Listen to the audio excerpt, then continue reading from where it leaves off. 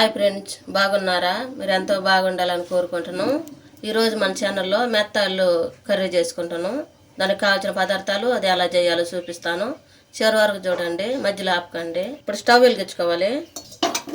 కళాయి పెట్టుకున్నాను. కళాయి బాగా వేడైన తర్వాత ఆయిల్ వేసుకోవాలి. ఈ పెద్ద గింటి నిండా వేసుకుంటున్నాను నేను.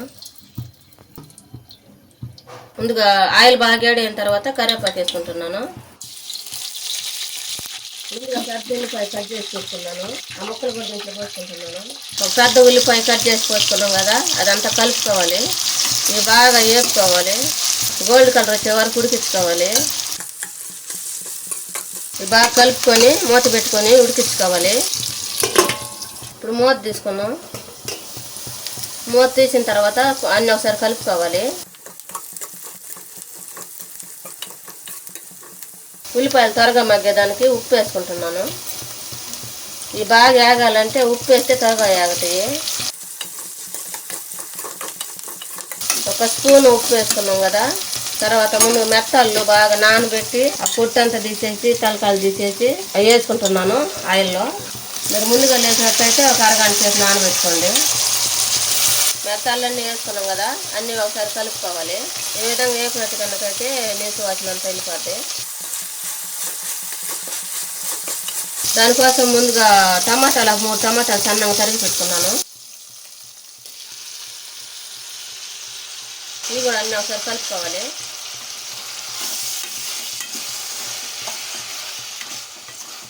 టమాటాలు కట్ చేసి పెట్టుకున్నాం కదా, అవన్నీ తాలింపులో వేసుకొని వేపుకొని సరే మూత పెట్టి ఉడికించుకోవాలి.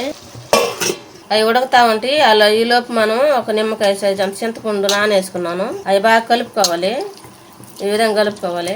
మూత తీసుకొని చూద్దాం. ఈ విధంగా మగ్గుతా ఉన్నాయి కదా, ఒకసారి కలుపుకుందాం.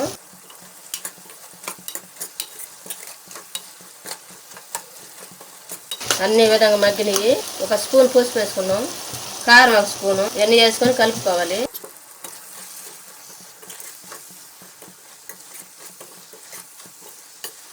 ముందుగా మనం చింతపండు పులుసు కలుపుకున్నాం కదా, అది కూడా దాంట్లోకి వంపుకోవాలి.